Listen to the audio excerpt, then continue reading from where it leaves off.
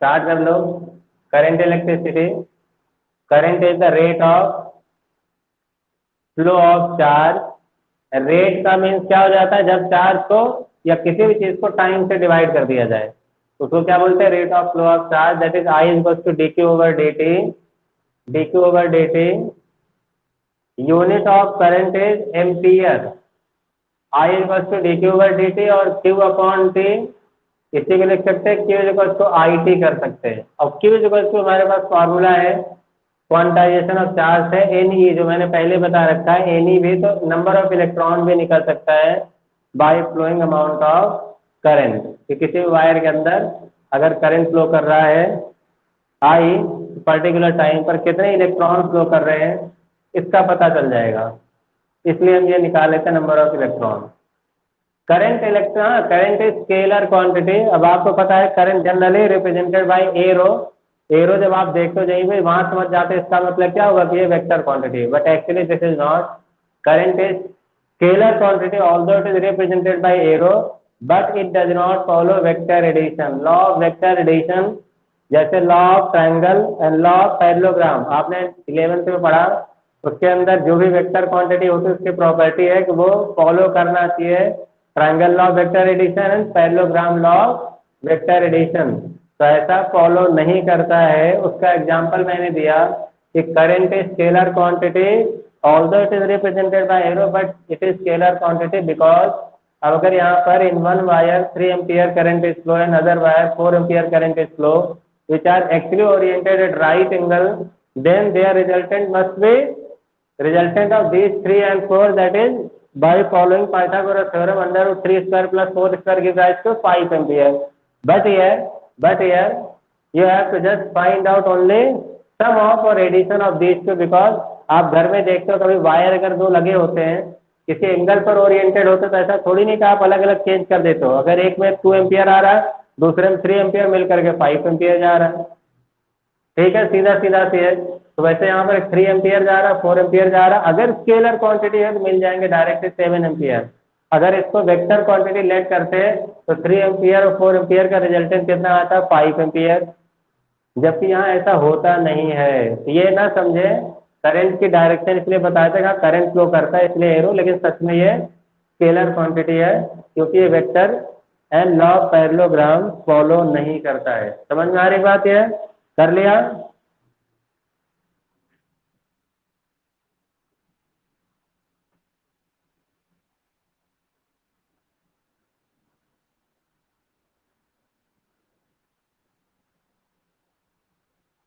Now write one question, numerical. A charge flow in conductor Q is equal to 4t square plus 2t plus 4 coulomb. If charge flow in conductor Q is equal to 4t square plus 2t plus 4 coulomb in conductor, then find the flow of, then find the amount of current at t is equal to 2 seconds. Find the amount of current at t is equal to 2 seconds. At t is equal to 2 seconds.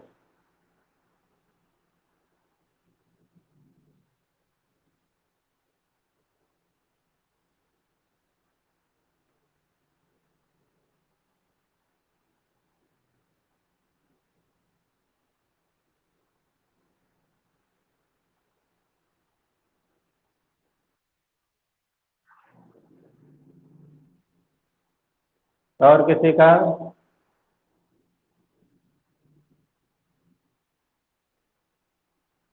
और किसी का आया?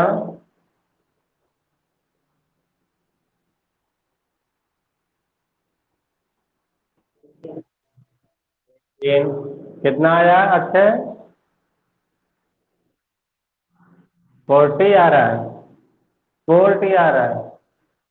ठीक, ठीक है, value put कर दो ना। चलो इधर देखो तब भी गलत आ रहा है। और किसी का? एक आ रहा है। और किसी का? चलो, चलो 20 इधर देख लो, हो गया। 18 आ रहा है, बहुत सही है, ऐसा मुझे लगता है। D 4t² + 2t।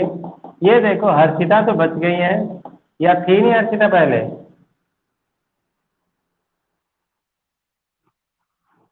अच्छा, याद रखना तो नेक्स्ट टाइम पे बिल्कुल रिवाइज करके आना फॉर्मूला। हर्षिता काम्या सबसे पहले रहेंगे, पूरी क्लास वाले याद रखना। सारे फॉर्मूला रिवाइज करके आना, और कुछ नहीं, सारे फॉर्मूला सबको टंग पर होना चाहिए। एटलीस्ट कभी कोई पूछता है बात तो सबसे पहले ये पूछा क्या आता है बता दो। स्कूल में मैडम लोग पूछते हैं, फॉर्मूला पूछती है, स्टूडेंट डेरिवेशन थोड़ी ना पूछने लगता कैसे आया क्या आया, पहले तो हाँ ये क्या होता है, पता नहीं आपको पता ही नहीं है। और ये मुझे क्लास में आप जानते हो कितना मैं नेगेटिव होता है इस चीज़ से। बिल्कुल जो पढ़ा रहे हो आना चाहिए। और ये कुछ बड़ी बात नहीं है, जितने का हो रहा है पिछला उसको देखते थे अपने आप उसी के साथ साथ तैयार होता रहता। ना बोलना सर ने नहीं बताया था, ठीक है, दोनों लोग गिलट रहे ना, बाकी लोग से पूछूंगा ही, पहले इन्हीं लोगों से स्टार्ट करूंगा।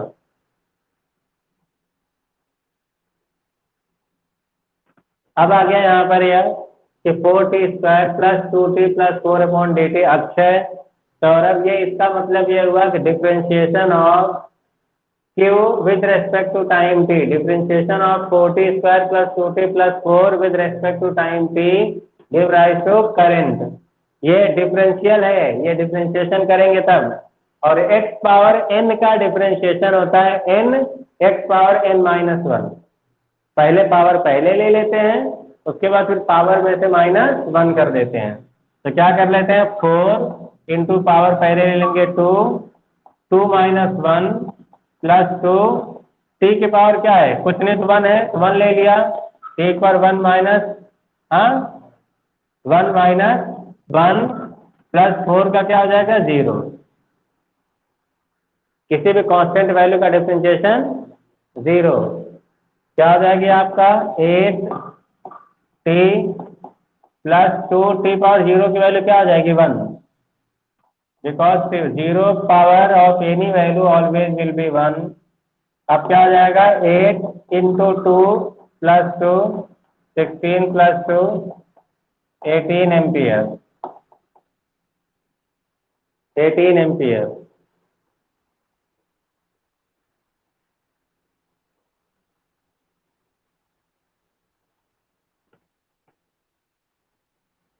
जितना मैंने आज पूछा है सारा उतना ही formula, but you have to always keep in your mind, always just put on your tongue कि जब जैसे पूछा है सर तुरंत निकल जाएगा मुंह से, ऐसा नहीं कि सोचने लगे। ठीक है, आप सब सही से कर लें, 18 एम्पियर है।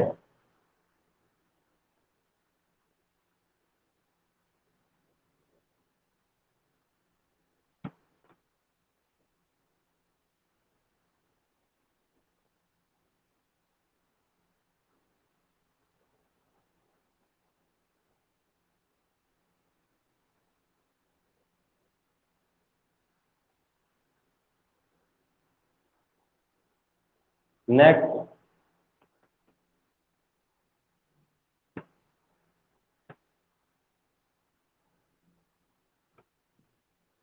Next question.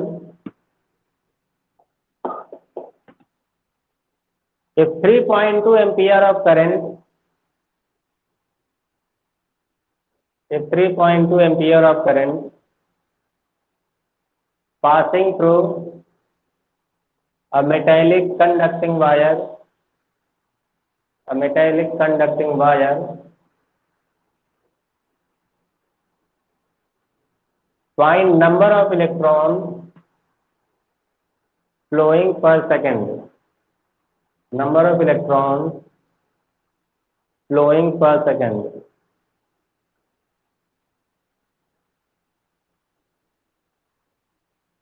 ये देखता हूँ किसका आता है। Find number of, find number of electrons flowing per second। बाकी रेस्ट जो स्टूडेंट है सबको मेरी बिल्कुल क्लियर पिक्चर है। वॉइस पे क्लियर है? साफ साफ दिखा रहे मैंने डिवाइस स्पेशल लगाया है, उस डिवाइस में मुझे नहीं लगता कोई प्रॉब्लम आनी चाहिए।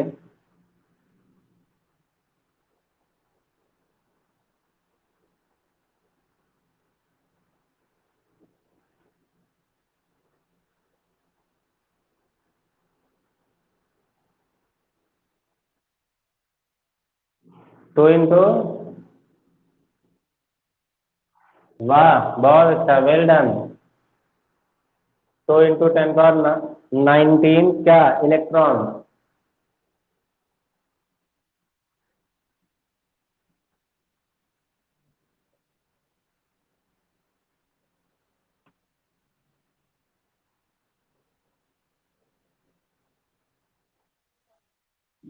बहुत अच्छा, K is equal to I T, K is equal to N is equal to I T, N is equal to I T divided by E.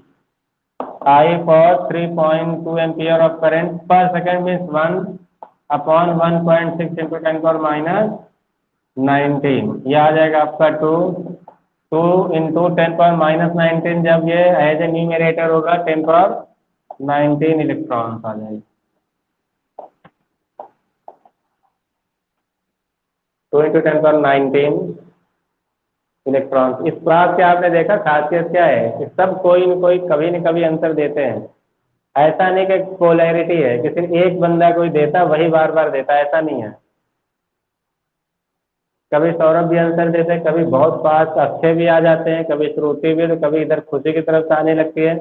Polarity है, कई पोलैरिटी है। टॉप कामयाब भी कर चुके हैं, लेकिन यही है ना, जो रेगुलर रेगुलर स्टडी करेगा, रेगुलर टॉप पे रहेगा, वो हर वक्त आगे होगा।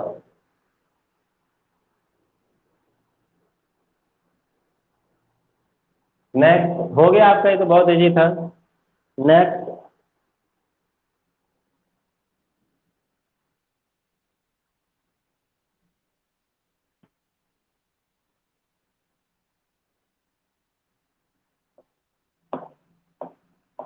Ohm's law. Ohm's law,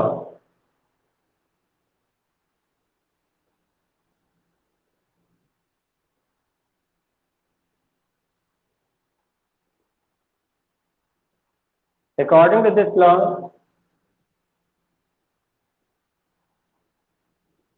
at constant physical condition, according to this law, at constant physical condition,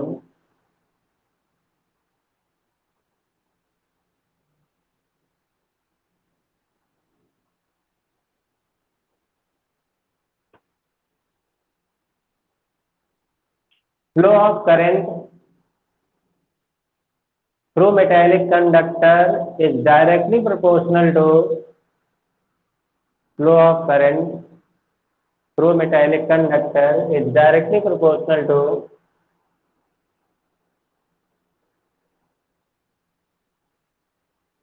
potential difference across ends of metallic conductor, across ends of metallic conductor. Potential difference directly proportional to potential difference across ends of metallic conductor.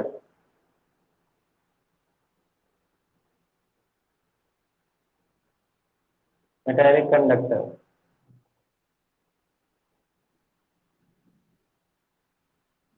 Now you see, for example, you have a conducting wire in which flow of current is I. Then, according to Ohm's law, if you apply voltage across this end of this conductor, then flow of current will depend on how much amount of voltage you have applied, how much amount of battery which has high amount of extent, or what extent of battery you have applied on this ends of this conductor, that will allow the flow of the same rate of flow of current or same amount of current. For example, if you apply very small voltage, then small amount of current will flow. If you apply more amount of voltage, then more current will flow. It means that depends on this current flow depends on the applied voltage. If you applied voltage like 6 volt, then something amount of current will flow. Then if you replace the 6 volt battery by 12 volt, definitely that will apply more amount of current according to their voltage applied on this metallic conductor and सब conductor. Basic सी बात, बहुत ज्यादा इन्होंने कुछ और नई बात नहीं कही। इन्होंने बोला जितना ज्यादा आप करंट लेते हो, जितना ज्यादा आप करंट इसके अंदर फ्लो करते हो, डिपेंड करता है कि आपने कितना यहाँ पर बैटरी का वोल्टेज अप्लाई किया। जितना ज्यादा वोल्टेज इंक्रीज करेंगे, that will increase also the same extent of current. If you apply more voltage, then more amount of current will flow. If you apply more voltage, then more amount of current will flow. तो ये याद रखें, ज्यादा ज्यादा। इसका मतलब क्या हुआ? Then you find out that V is directly proportional to I, that is V is equal to IR or RI, where R is resistance, बहुत बेसिक इन्होंने कहा, बिल्कुल जैसे 11th हुक्स लॉ था कि जितना ज्यादा आपने स्ट्रेस अप्लाई करेंगे उतना स्ट्रेन डेवलप होगा। बिल्कुल वैसे यहाँ पर जितना ज्यादा आपने वोल्टेज अप्लाई किया उतना ज्यादा करंट फ्लो कर रहा है ना। 6 वोल्ट की बैटरी है, कम करंट फ्लो करेगा। If you replace by this 6 volt battery by 12 volt, तो 12 वोल्ट की बैटरी थोड़ा ज्यादा करंट फ्लो करेगा। ठीक है, तो डिपेंड ऑन वोल्टेज और बैटरी ये करता है कितना करंट फ्लो करता है। अब ये कह रहे बस भाई जो इन्होंने देखा उसी को किसके डायरेक्टली प्रोपोर्शनल है, फिर बोले कांस्टेंट आया, and constant is nothing but resistance. Resistance is the property of conductor. लिख लो, resistance is the property of conductor. Resistance is the property of conductor which obstructs the flow of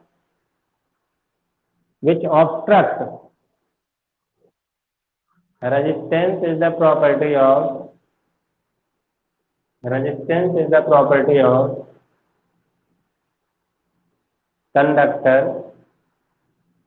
Resistance is the property of conductor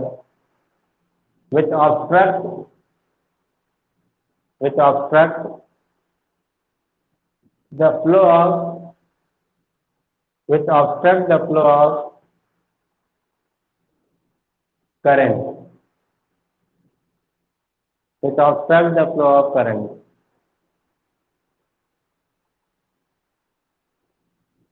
Its unit is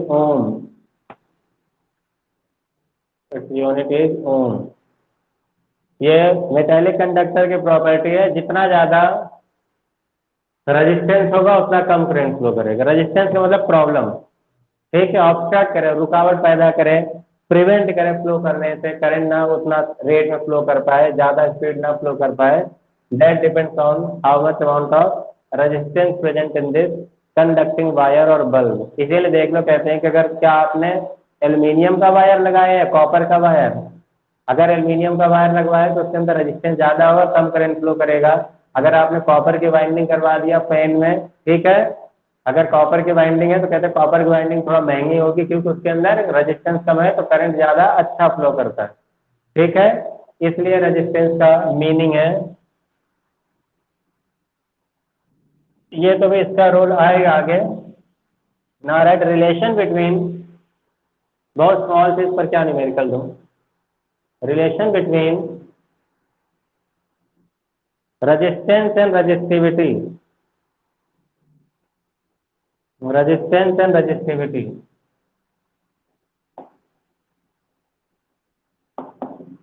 Relation between resistance and resistivity.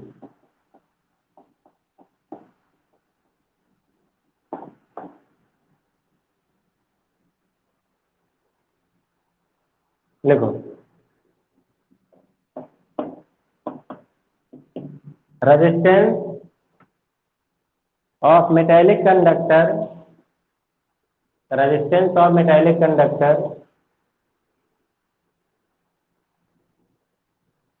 is directly proportional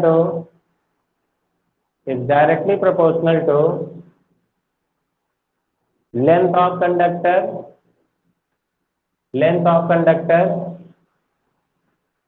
and inversely proportional to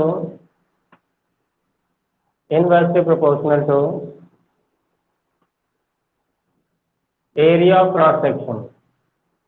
Area of cross section. Suppose you have metallic conductor which has length L, radius small r of cross section, and have area small a. Then resistance directly proportional to N and resistance is inversely proportional to area of cross section. From above fact, resistance directly proportional to L by A or R is equal to rho L by A. As you have already studied in electrochemistry, but in case of cell, वहां पर metallic conducting wire नहीं था, वहां पर cell था कि cell के बीच में सेपरेशन था एल और ये एरिया ऑफ क्रॉस सेक्शन इतना ज्यादा था जिससे कि वहां इलेक्ट्रोलाइट फिल किया जा सके.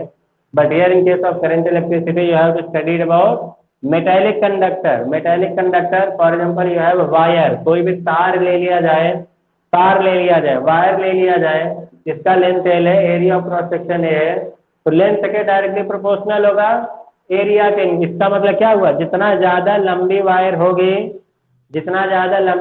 होगी उतना ज्यादा रेजिस्टेंस होगा. समझ में आ रही बात? इससे एरिया से क्या डिपेंड करता है, जितना ज्यादा एरिया ऑफ क्रॉस सेक्शन होगा, मतलब जितनी मोटी वायर होगी, एरिया ऑफ क्रॉस सेक्शन ज्यादा होगा यानी कि मोटी वायर होगी, जितना ज्यादा मोटी वायर होगी उतना रेजिस्टेंस कम होगा. पता चल रहा है? एरिया ऑफ क्रॉस सेक्शन ज्यादा होगा यानी कि थिक वायर होगी, जितना थिक वायर होगा, थिक केबल होगा, उसके अंदर रेजिस्टेंस कम होगा. जितना ज्यादा थिन होगा एरिया ऑफ क्रॉस सेक्शन कम होगा, पतला होगा. अगर फॉर्मूला नहीं पढ़ो कंफ्यूज हो जाओगे. जितना पतला होगा यानी कि कम एरिया ऑफ क्रॉस सेक्शन होगा तो रेजिस्टेंस ज्यादा हो जाएगा. ठीक है, ये लग रहा है ना इस आइडिया. जबकि आपको माइंड सेट क्या होगा कि जब मोटा होगा तो ज्यादा रेजिस्टेंस होगा, पतला होगा तो कम होगा. ऐसा नहीं है, ऐसा बिल्कुल भी नहीं है. Take rho is resistivity. It depends on the type of material of conductor. It depends on the type of material of conductor. Type of material of conductor.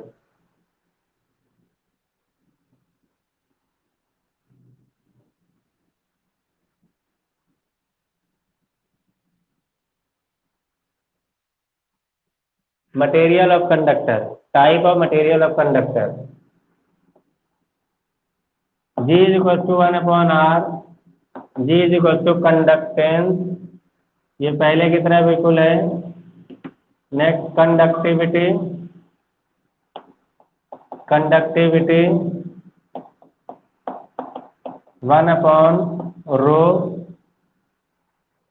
Conductivity small के, जिसको कप्पा भी नाम दे सकते हैं, कप्पा KPPA, अप्पा न बोल देना, kappa 1 upon रो.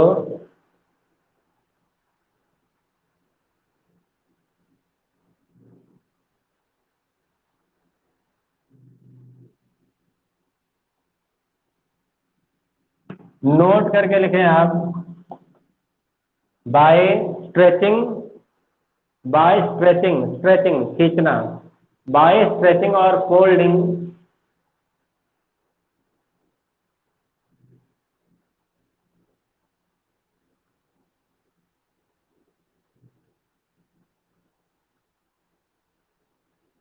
Volume remain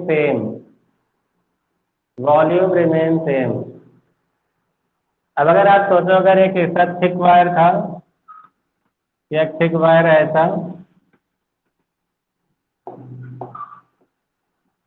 और ये A1 है, ये स्ट्रेचिंग किया गया,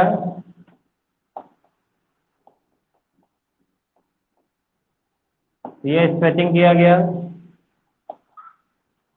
ये थिन इलोंगेट कर दिया गया.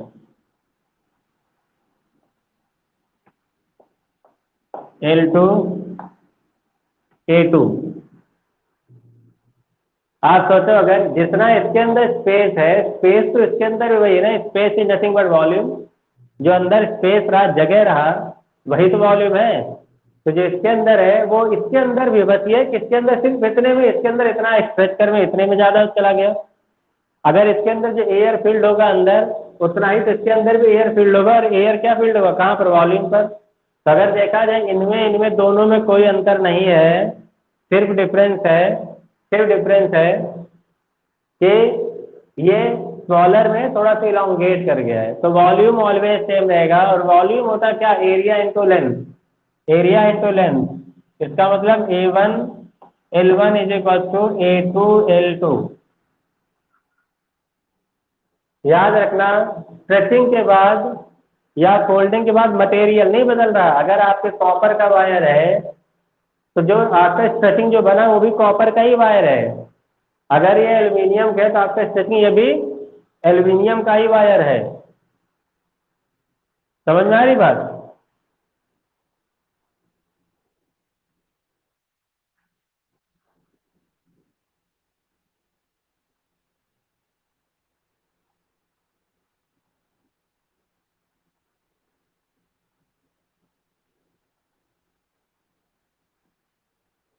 हो गया, A1 L1 equal to A2 L2। Write one numerical. हाँ, write one numerical. Resistance of metallic conducting wire, resistance of metallic conducting wire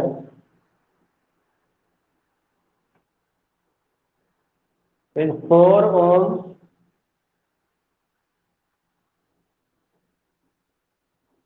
Now it is stretches. Now it is stretches to double its length. Stretches to double its length.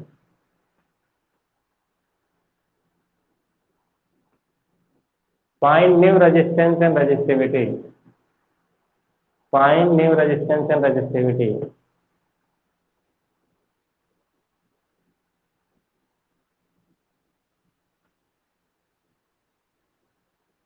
आएगा या मैं बताऊं?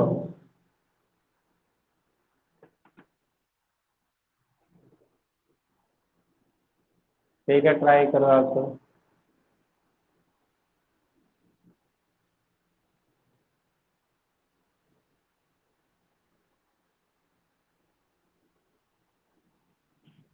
आपकी copy पूरी तैयार है ना? आप आए तो मैं आप देख तो लूँ।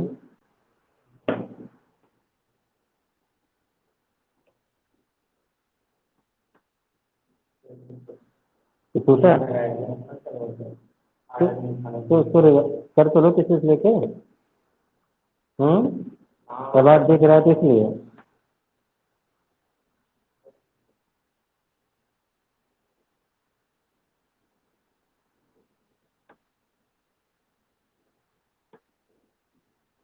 ये जो ये सब टूटा उटा से कंप्लीट कर लेते हैं अंदर।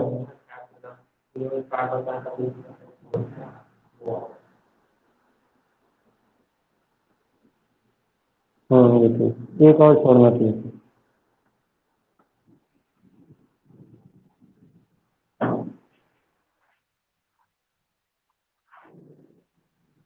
कितना हो जाएगा? रेजिस्टेंस 8 ओम हो जाएगा। रजिस्टिविटी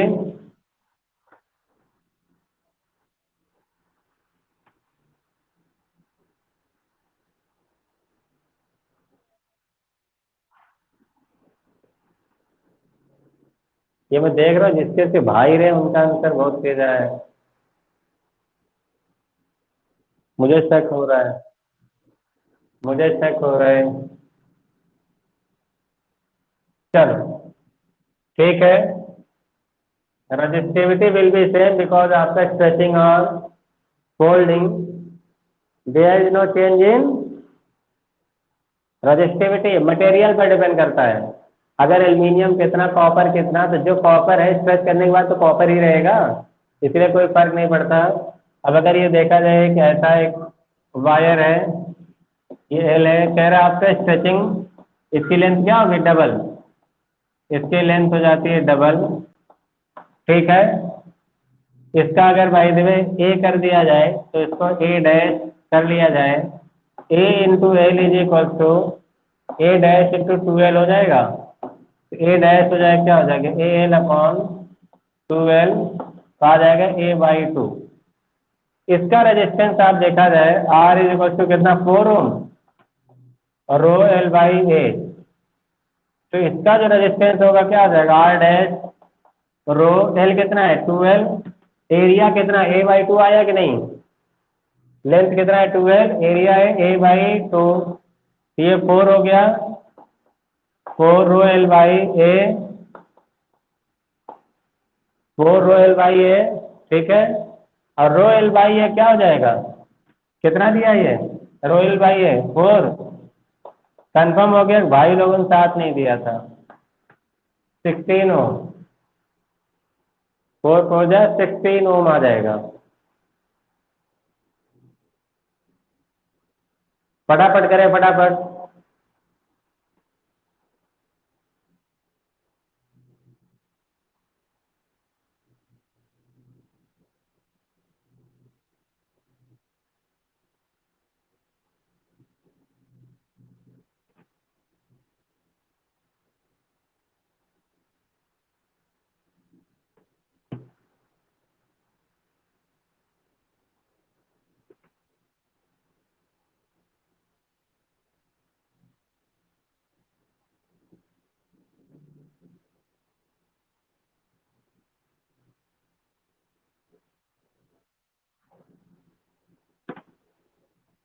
ठीक,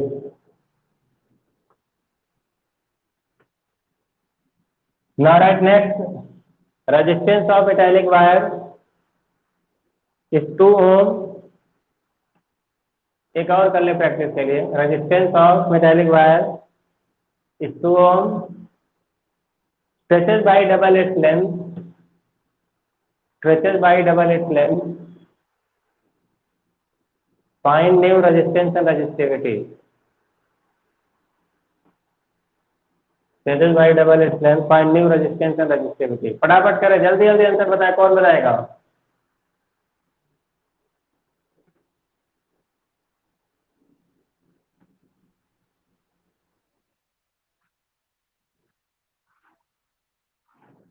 चलो, और किसी का, और किसी का,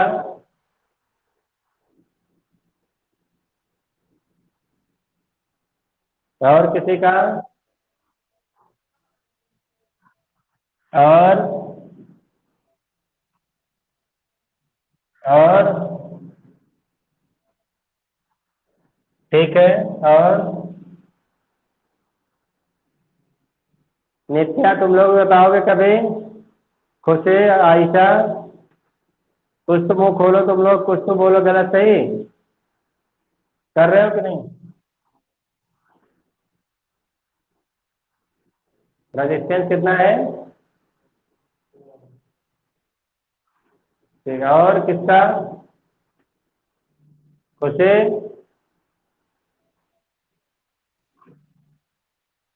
चलो एक सेंटेंस मुझसे सुनो आप तो ध्यान से, ऑल आर इडियट, ठीक है। ध्यान ध्यान से, ध्यान से सुनो, ध्यान से पहले समझो, मैथ पढ़ा नहीं आज तक आप सबने, आज तक मैथ नहीं पढ़ा, आपको लग रहा था ना ऐसा ही, ऐसे ही लग रहा था।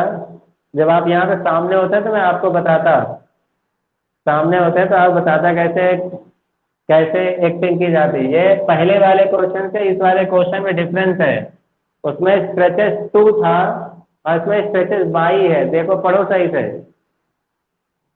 इसमें स्ट्रेचेस 2 था पहले वाले में, स्ट्रेचेस 2 डबल इस लेंथ, और इस वाले क्वेश्चन में देख लो, पढ़ो आप, स्ट्रेचेस बाई डबल इस लेंथ। जब बाई और 2 में डिफरेंस होता है, याद रखें, अब बाई है इसका मतलब क्या हो जाएगा यहाँ पर, L plus two L, by double इस लेंथ, इसका मतलब एल तो जितना है रहेगा, साथ में उतना डबल जो भी किया गया वो ऐड कर दिया जाएगा, फिर हो जाएगा 3L। ऐसे हल्के से ना ले, सब हलवा है बिल्कुल खा रहे सब लोग, आप फटाफट बिना दिमाग लगाए, ये आ जाएगा 3L, A dash is equal to A L upon 3L, A by 3 हो जाएगा। इनका क्या हो जाएगा, R is equal to 2 rho L by A आप सब लगा बस फटाफट मजा आ जाएगा।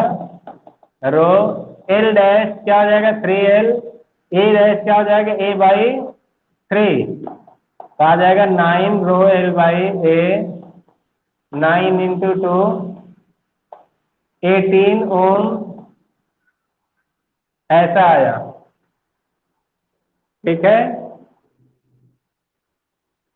18 ओम आ गया। Resistance will be 18 ohm while resistivity will be same because after stretching or folding there is no change in material of conductor, that's why there is no change in resistivity too। ठीक है, अब इसके बाद next, हाँ अब इसके बाद next में आगे चलेंगे। अभी तो इतना हो गया। हाँ, एरिया है भाई A/L = A', L' लिखोगे A2L2, तो L2 कितना हुआ 3L, पहला L था, डिवाइड कर दिया AL/3L, इसको ले आप नीचे।